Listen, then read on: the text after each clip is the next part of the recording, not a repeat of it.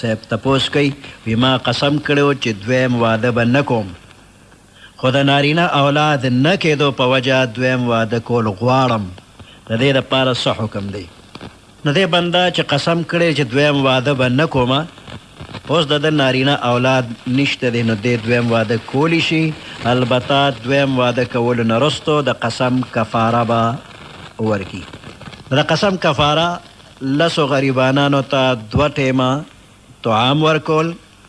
چې 2 ټیمه دا 10 غریبانان ماړه کړي شي یا د 10 غریبانانو له جامې اغشتل او که د وسې نه کېږي پیسې نشته دی ورسره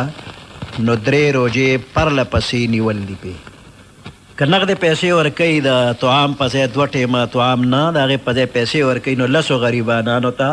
هر مسکین ته به په باندې 2 کیلو غنم